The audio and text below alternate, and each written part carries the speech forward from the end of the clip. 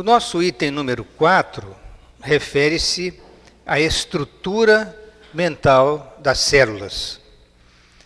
Diz André Luiz que os espíritos, no plano onde ele se encontra, estudam a estrutura mental das células como iniciação ao aprendizado superior, que seria a chamada ciência universal. Interessante referir que no livro Memórias de um Suicida, um grande instrutor na Universidade do Espírito, chamado Epaminondas de Vigo, ele diz aos seus pupilos, aos seus alunos, que ele vai promover um curso rápido e preparatório de ciência universal, doutrina secreta, outrora ministrada a mentes esclarecidas. Doutrina, diz Epaminondas de Vigo, que em sua plenitude só a conhecem o Senhor Jesus de Nazaré e seus arcanjos, falange de auxiliares, como que ministros que eram unos com ele. No Memória de um Suicida, as páginas 455 a 463. Informação muito importante, porque referindo-se à ciência universal, o instrutor quer dizer que seria o conhecimento de tudo que existe no universo, de todas as leis de Deus, de toda a complexidade da evolução, da lei de progresso, de tudo que está interligado, está encadeado no universo. É claro que vamos aprender progressivamente, degrau a degrau, e quando atingirmos uma posição de espíritos muito elevados, um grau de espíritos puros, teríamos então um domínio praticamente total da ciência universal, compreendendo então a finalidade da mente divina. O homem do futuro compreenderá que as suas células não representam apenas segmentos de carne, mas companheiras de evolução, credoras de seu conhecimento e auxílio efetivo. Isso em Missionários da Luz, Alexandre esclarece a André Luiz que as células não são simples estruturas físicas ou orgânicas, mas são companheiras de evolução, credoras do nosso reconhecimento e do nosso auxílio efetivo que elas nos dão. As células, diz em Evolução em Dois Mundos André Luiz, princípios inteligentes de feição rudimentar, a serviço do princípio inteligente em estágio mais nobre. Estudam os espíritos referentemente à estrutura mental das células, os fluidos espirituais, que são de origem mental, que derivam da essência da matéria primária ou hausto corpuscular de Deus, que é a base da formação, da estruturação de todo o universo infinito. Em Dias Gloriosos, Joana de Ângeles nos ensina esses aspectos do conhecimento espiritual, que evidentemente a cada degrau galgado, maior conhecimento o espírito terá e maior reconhecimento à divindade ele terá por ter sido criado e poder participar de toda esta festa da criação. O perispírito é também constituído pelo conjunto dessas consciências celulares que formam a consciência global. Vejam que Joana de Ângeles dá uma importância tão grande à célula que ela coloca consciência na própria célula. Claro que de uma forma rudimentar, as células portadoras de um princípio inteligente teriam também uma forma de consciência rudimentar que no conjunto delas formariam a consciência global. Os centros vitais e as células. Os centros vitais, eles conferem direção automática da alma e passando essa direção às células, a especialização adequada de cada tecido, de cada órgão e sistema do corpo físico e também do próprio perispírito. Havendo então essa interação entre a parte física e a parte espiritual. Os ossos, os intestinos, fígado, os rins, o nosso sistema imunológico de defesa estão envolvidos em todos esses processos. Então, mecanismos que demoraram a se desenvolver por milhões e milhões de anos no processo evolutivo, consolidando-se na complexidade que temos hoje em nosso organismo. Desde seres unicelulares, diz André Luiz, como a ameba, que necessita de ambiente e nutrição adequados, até os bilhões de células do corpo físico, igualmente precisam de nutrientes líquidos, oxigênio, para se organizarem. E por referirmos a líquidos, é interessante nós falarmos da divisão dos compartimentos e espaços do nosso organismo. O corpo humano ele contém 70% de água. Nós somos constituídos de 70% de água. Os tecidos, em geral, contêm de 70% a 80% de água.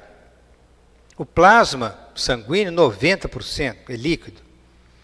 Os ossos, apenas 25%, porque são muito sólidos.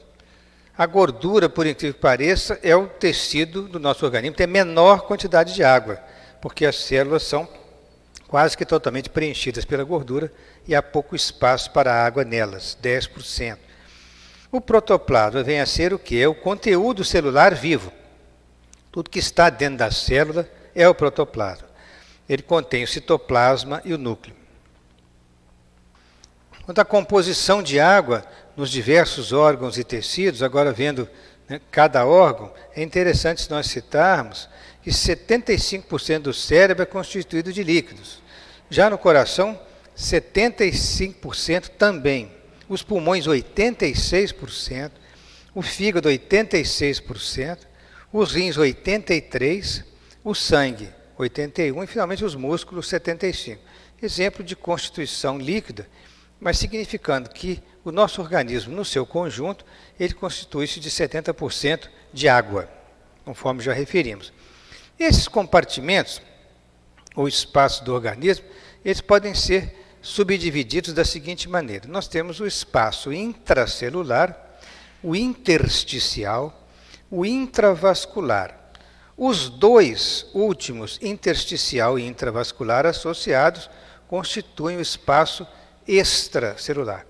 Então, é interessante nós recordarmos assim, existe o espaço intracelular, ou seja, tudo que está dentro das células do nosso organismo. E existe o espaço extracelular, tudo que está fora das células. O que está fora das células está entre as células, nos tecidos, que é o intersticial, ou simplesmente interstício, ou então está dentro dos vasos sanguíneos. Então nós temos o intravascular. Acho que assim deu para compreender melhor. Esses líquidos que estão dentro das células constituem no nosso corpo humano uma média de 20,3 litros. Os extracelulares, cerca de 23,5 litros. Esses extracelulares nós dividimos nos intersticiais, quer dizer, entre as células dos tecidos, que tem 16,6 litros em média, o sangue contendo 5,5 e a linfa, que é um líquido claro que tem a sua circulação própria, contém cerca de 1,4 litros em média. Tanto o sangue quanto a linfa fazem parte do chamado compartimento intravascular. Assim, neste gráfico, a gente vê que os principais compartimentos são os líquidos e líquidos intracelulares e dos líquidos intersticiais, em amarelo. Intracelular em verde e amarelo intersticial. E temos aqui o sangue. Agora, sangue das veias e sangue das artérias. E pouquinha coisa nos capilares. E tendo em cima a linfa também respondendo por uma pequena parte. Os principais compartimentos, intersticial e intracelular. Interessante essa divisão de líquidos no organismo, que a ciência já vem estudando. Isso tem implicações em determinadas avaliações clínicas e tratamento dos pacientes em geral. No item 6, nós vamos abordar o chamado esterilização dos centros vitais, em que, por ação dos magnetizadores, provoca a exteriorização da sensibilidade de certos pacientes, dos encarnados, através da hipnose do estado sonambúlico. Nessa situação, por exemplo, do sono físico, ocorre até uma verdadeira exteriorização, porque o perispírito, muitas vezes, se desloca parcialmente do corpo, na chamada emancipação da alma. Então, há um desligamento parcial do veículo eletromagnético da criatura durante o sono físico, onde ocorre essa exteriorização da sensibilidade. Os centros vitais do perispírito tornam-se, então, mais expostos, mais exteriorizáveis, passíveis até de terapêuticas adequadas para o corpo espiritual, conforme a gente vai falar. Muitas vezes, médicos e enfermeiros desencarnados realizam intervenções no perispírito durante o nosso sono físico, quando estamos parcialmente desligados, porque neste momento é mais fácil eles terem acesso, né, às terapias espirituais que são aplicadas aos nossos centros de força energético-espirituais.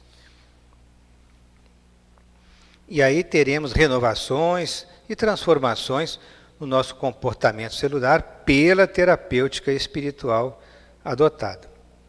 Reuniões mediúnicas, por exemplo, é comum também que os mentores espirituais possam, pela assistência adequada ao médium durante o processo da psicofonia, ou mesmo eventualmente fora da psicofonia, intervirem no perispírito para ajudar nessa ou naquela situação diversa. Por exemplo, um médium, depois de passar por uma comunicação muito difícil, em que o envolvimento com uma entidade que usou muita energia do médium, após o desligamento, há uma recomposição da energia do médium através de fluidos que são direcionados aos centros de força do perispírito, sob a assistência dos mentores da reunião. Casos de manifestação da sensibilidade foram estudados por cientistas no passado. A chamada exteriorização da sensibilidade. Como é que isso era feito? Né? Havia manifestação da sensibilidade em pacientes magnetizados. Como é que era esse fenômeno?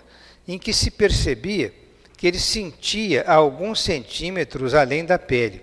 Imagine um paciente magnetizado, deitado, em estado, por exemplo, de sono, em que, se nós tocarmos a alguns centímetros de distância da pele, ele reage. Então, ao redor do corpo, forma-se uma camada sensível. Picando-se a pele do paciente, ele nada sente. Mas se picar essa camada sensível que está exteriorizada, alguns centímetros, ele refere a alguma sensibilidade.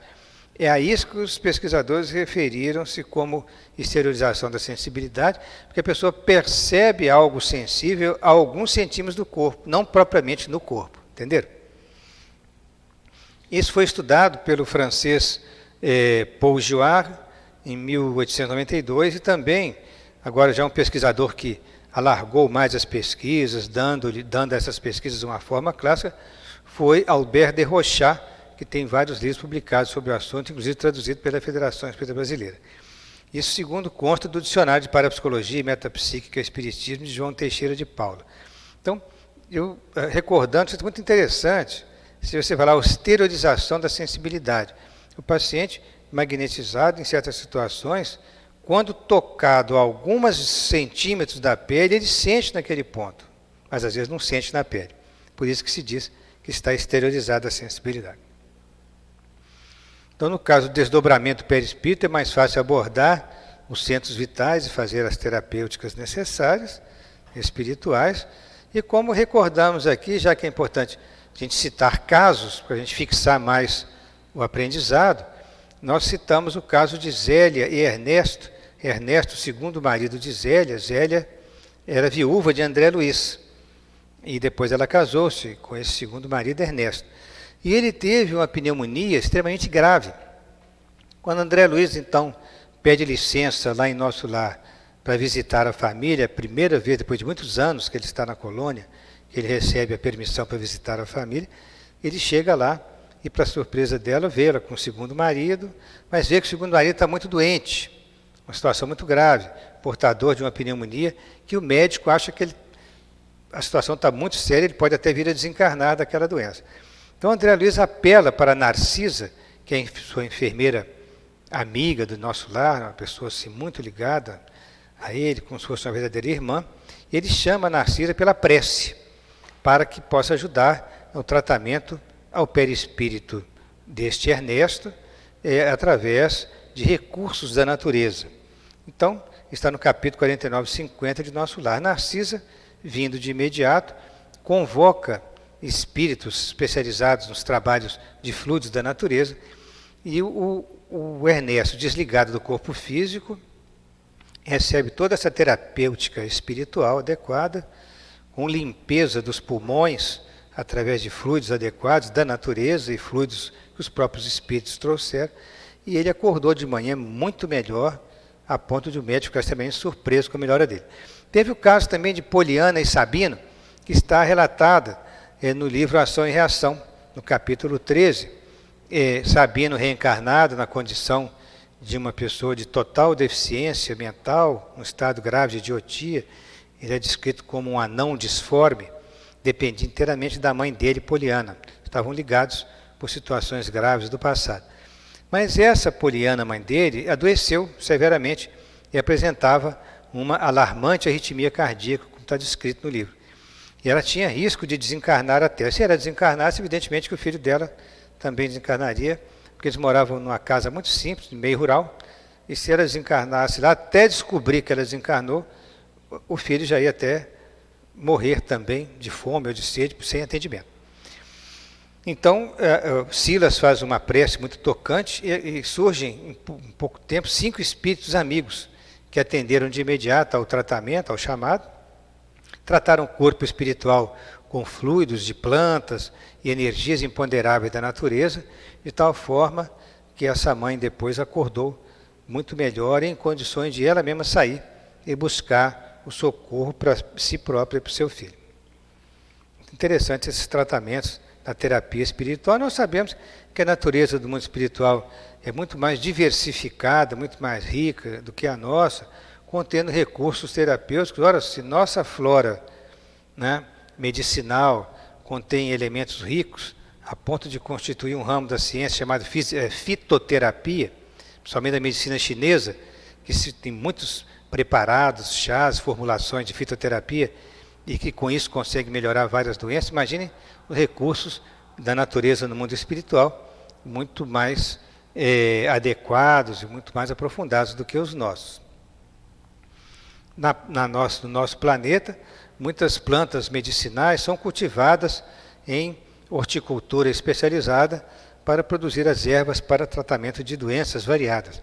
Se nós formos visitar uma farmácia chinesa, se formos à China e pudermos visitar, nós chegaremos numa farmácia inteiramente diferente das nossas drogarias tradicionais, em que lá nós encontramos centenas de escaninhos, todos eles contendo ervas próprias, e que o chinês, então, pega essas ervas, mistura e manipula de tal forma para entregar para o cliente que veio um saquinho de ervas para ele levar para casa e fazer o seu tratamento. Isso é muito interessante. Agora, entrando já no último item da aula, o corpo espiritual depois da morte. O psicossoma, diz André Luiz, é um corpo de duração variável.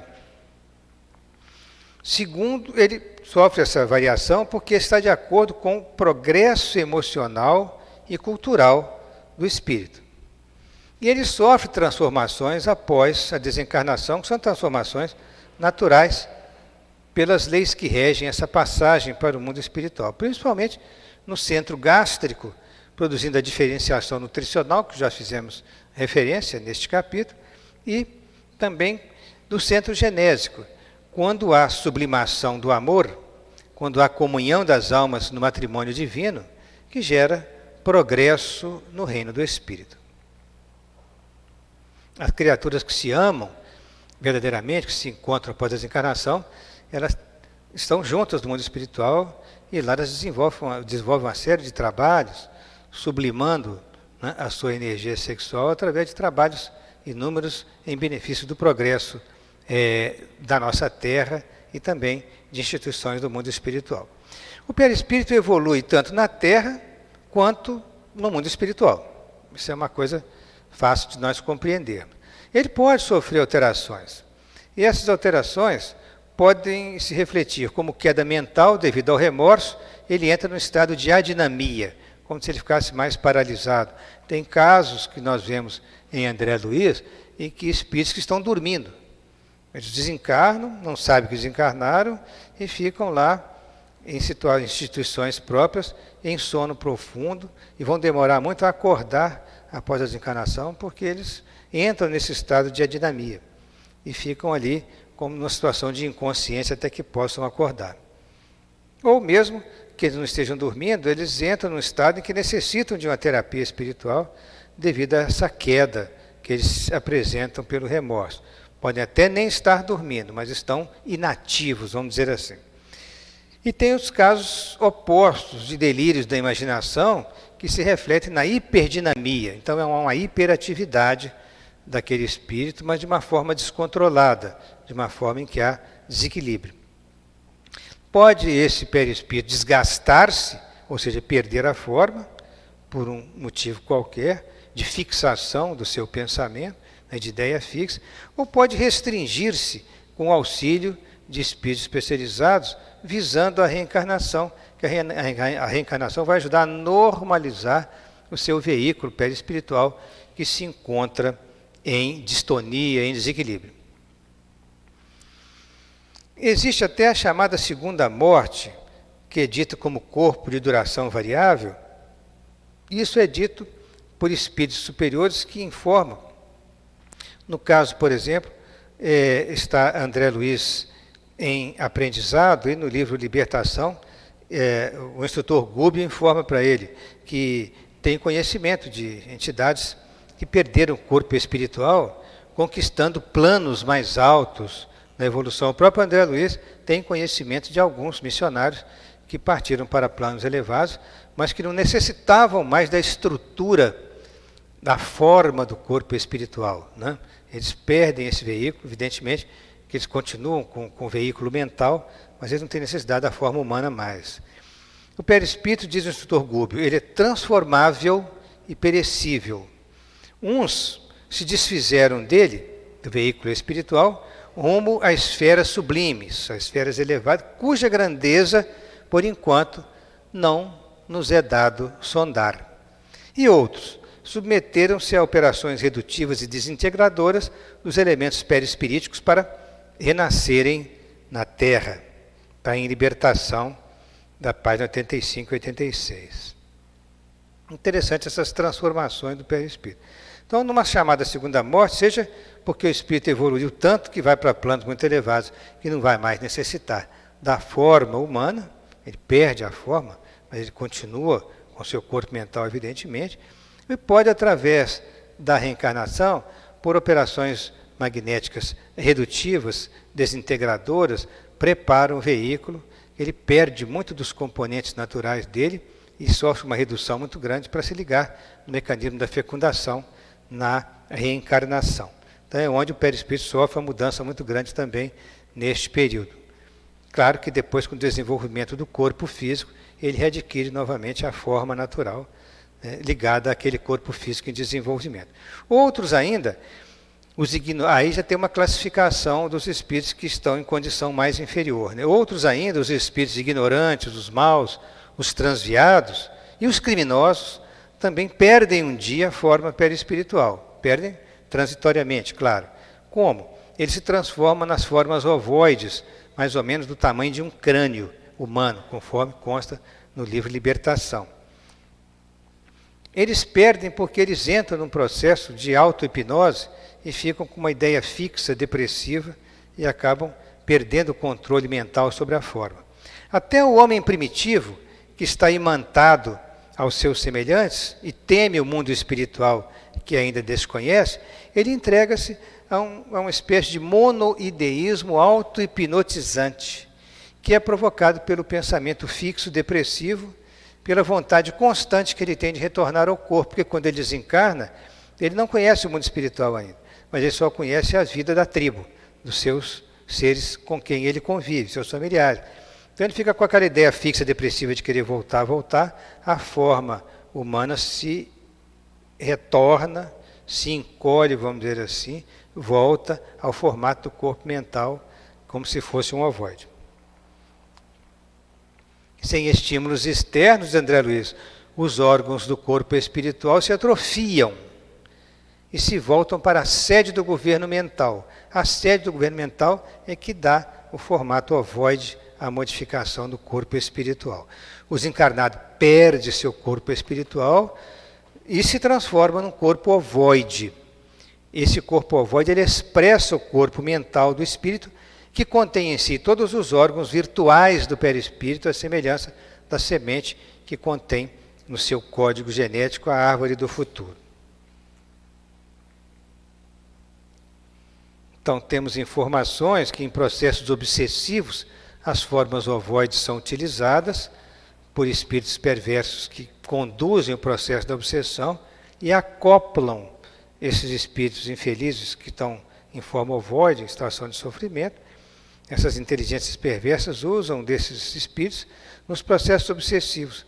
São processos de vampirização de longo prazo, em que as energias vitais do obsidiado vão progressivamente sendo aspiradas, né, sendo sugadas, e eles se enfraquecem progressivamente, podendo até evoluir para a desencarnação. É o caso de Margarida, no livro Libertação, no capítulo 9, que está relatado em detalhes que muitos corpos ovoides destes, conforme nós estamos vendo ali, né, as formas arredondadas em volta da criatura, ficam presas fluidicamente à aura daquela criatura obsidiada, e eles são como parasitas que vão aspirando, sugando a vitalidade da criatura.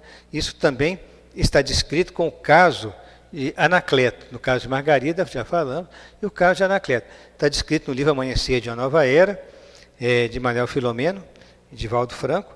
No capítulo 7 e 8 tem descrito esse senhor, que é até uma pessoa que participava de uma diretoria de um centro espírita conhecido, mas ele foi envolvido após a desencarnação da esposa, ele ficou viúvo, ele foi envolvido em questões de distúrbio de comportamento sexual, ligando-se a pessoas de índole inferior nesta área, porque ele ficou viúvo.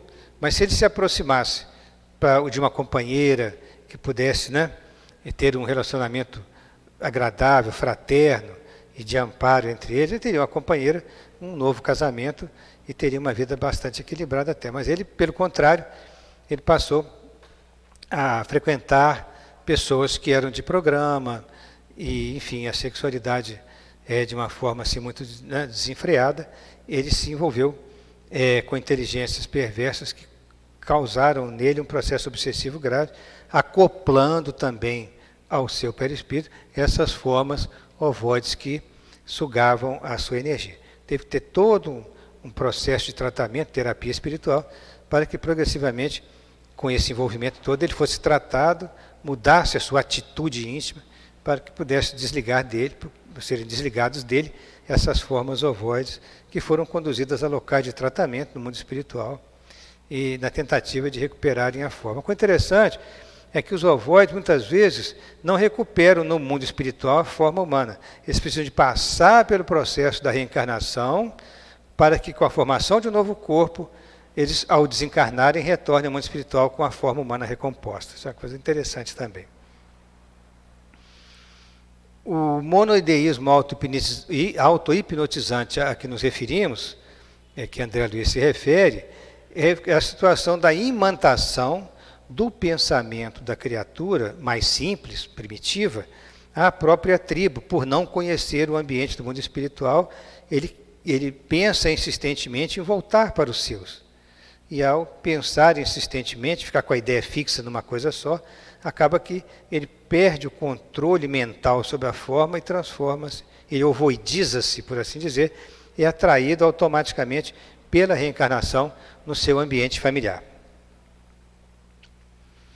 Mas há espíritos puros, aqueles que evoluíram muito, e que não estão mais limitados pela forma, como nos ensina a entidade Imperator, do livro Spirit Teachings, do médium inglês William Stanton Moses. Ele é um médium muito famoso, na ocasião, publicou livros, e a entidade que o inspirava denominava-se Imperator, quer dizer, criou um pseudônimo, mas era um espírito muito elevado, e ele descreveu que nos mundos muito elevados os espíritos não precisam mais da forma, eles não estão mais limitados pela forma, eles interagem pelo pensamento. eles só constituem a forma se eles tiverem que voltar à Terra por um motivo qualquer, por exemplo, de missão como missionários, né? Reencarnar como missionários, eles poderão voltar à Terra, aí sim tem que readquirir a forma humana para o processo reencarnatório. Mas onde eles estão, em planos muito elevados, eles não mais estão limitados pela forma, e é muito difícil nós, seres humanos, no estágio atual de evolução que a gente encontra, imaginar um mundo sem formas. Porque qualquer coisa que formos imaginar tem forma. Então, nós realmente temos muitos degraus da escada a serem galgados para atingirmos um mundo sem forma, no qual a gente se sinta à vontade, porque imaginar algo sem forma, por enquanto, é até muito difícil para nós, né? Se não impossível. Tem uma outra obra muito interessante também, do outro médico, chamado Frederick Henry Hines. Ele escreveu um livro intitulado Thus Saith Sephra, A Spirit Revelation, esse da editora Rider, 1928. Esse livro significa assim falou Sephra, né? Assim disse Sephra, uma revelação espiritual, em que essa entidade também, que adotou esse pseudônimo, era uma entidade extremamente evoluída, estava já na proximidade dos espíritos puros, e ele também explicou da mesma forma que ele vinha de um plano espiritual no qual eles não estavam mais limitados pela forma. A comunicação é mental, nesse mundo sem formas. Então o espírito, não estando mais limitado pela forma, um espírito puro se manifesta a sua personalidade com auxílio do conteúdo da alma, que se revela integral e instantaneamente a todos os espíritos que com ela tenham afinidade. Olha só que interessante. Integral e instantaneamente com todos com que ela tem afinidade. Então, a forma de comunicação entre os espíritos muito elevados, ela foge à nossa compreensão, porque ela é integral e instantânea dentro de um universo extremamente amplo, que a gente não tem ideia. E não tendo forma, ele pode estar em qualquer lugar, em qualquer situação ou lugar, quando quiser, pela vontade, né? A questão do deslocamento também é outra situação fora da nossa compreensão. Quem realizou esses estudos interessantes, para informar isso para nós, foi o pesquisador espírita italiano, um dos mais famosos do seu tempo, Ernesto Bosano, que nasceu em 1862 e desencarnou em 1943. Em 1991, ele começou a se ocupar da telepatia. Dedicou-se primeiramente à filosofia científica, mas depois passou a ocupar-se da telepatia e do espiritismo. Desde então, Bosano dedicou-se inteiramente, por toda a sua vida, o restante de sua vida, em completa solidão e até a sua morte, ao estudo da metapsíquica, quer dizer, dos estudos da manifestação dos espíritos. Publicou 52 obras que tratavam de cada área e de cada aspecto da metapsíquica. Essas informações dos espíritos puros que não necessitam mais da forma estão contidas em seu livro A Crise da Morte, que é um livro muito interessante. Então, já aproximando-nos do final do item 7º, vamos recordar a frase do apóstolo Paulo na primeira carta aos Coríntios, no capítulo 15, versículo 44, em que ele diz: semeia-se corpo animal, ressuscitará corpo espiritual. Se há corpo animal, há também corpo espiritual. Nessa frase magistral, Paulo sintetiza a evolução, porque o verbo semear aí indica toda a evolução filogenética do espírito. Então, se alguém nasce, vai desencarnar com corpo espiritual. Se alguém nasce, assume um corpo animal. Se desencarna, assume um corpo espiritual. E assim por diante, ao longo da evolução das espécies. Então o verbo semear vai muito mais longe do que a gente pensa, embora poeticamente aplicado, ele representa a evolução filogenética do ser. A evolução do ser desde as espécies mais elementares até a condição humana, que também vai continuar prosseguindo pelo futuro afora. Evolução filogenética do ser, onde temos o corpo físico e o corpo espiritual como veículos da mente em sua peregrinação ascensional para Deus. Esta frase maravilhosa consta do prefácio do Evolução em Dois Mundos, que foi escrito por Emmanuel, e que vale a pena nós repetirmos essa frase para a nossa meditação pessoal. O corpo físico e o corpo espiritual como veículos da mente em sua peregrinação ascensional para Deus.